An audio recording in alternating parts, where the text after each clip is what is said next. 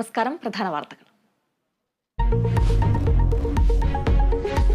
കാസർഗോഡ് സഹകരണ സൊസൈറ്റിയിൽ വൻ ക്രമക്കേട്. കാറടുക്ക അഗ്രികൾച്ചർ സൊസൈറ്റിയിൽ അംഗങ്ങൾ അറിയാതെ 4.25 കോടി രൂപ സ്വർണ്ണപ്പണയ വായ്പയെടുത്തു. സൊസൈറ്റി സെക്രട്ടറിക്കെതിരെ കേസെടുത്ത് പോലീസ്. നടപടി CPIM മുള്ളേരിയ ലോക്കൽ കമ്മിറ്റി അംഗം രതീഷിനെതിരെ. കോഴിക്കോട് ആംബുലൻസ് അപകടത്തിൽ ഡ്രൈവർക്കെതിരെ കേസ്. അപകടമുണ്ടായത് പുലർച്ചെ വാഹനം ട്രാൻസ്ഫോമറിൽ ഇടിച്ച് കത്തി.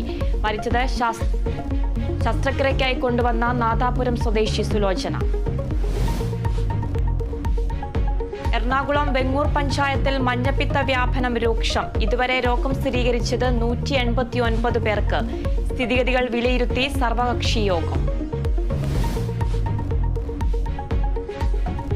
മിൽമ തിരുവനന്തപുരം മേഖലാ യൂണിയൻ ജീവനക്കാർ സമരത്തിൽ. സമരം പ്രമോഷൻ ഉൾപ്പെടെയുള്ള ആവശ്യങ്ങൾ ഉന്നയിച്ച് തിരുവനന്തപുരം, കൊല്ലം, പത്തനംതിട്ട പ്ലാന്റുകളുടെ പ്രവർത്തനം നിലച്ചു. പാൽ വിതരണം തടസ്സപ്പെടാൻ സാധ്യത.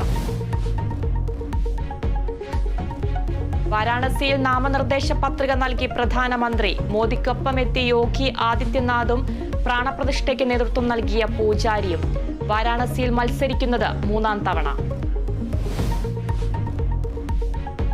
IPL-ൽ ഇന്ന് ഡൽഹി ലക്നൌ പോരാട്ടം. മത്സരം രാത്രി 7:30 ഡൽഹിയിൽ. പ്ലേ ഓഫ് സാധ്യത ഉറപ്പിക്കാൻ ടീമുകൾ.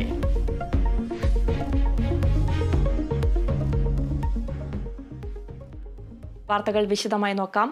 കാസർഗോഡ് സഹകരണ സൊസൈറ്റിയിൽ വൻ ക്രമക്കേട്. കാറടുക്ക അഗ്രികൾച്ചർ സൊസൈറ്റിയിലാണ് 4.76 കോടിയുടെ തട്ടിപ്പ് കണ്ടെത്തിയത്. അംഗങ്ങൾ അറിയാതെ അവരുടെ പേരിൽ സെക്രട്ടറി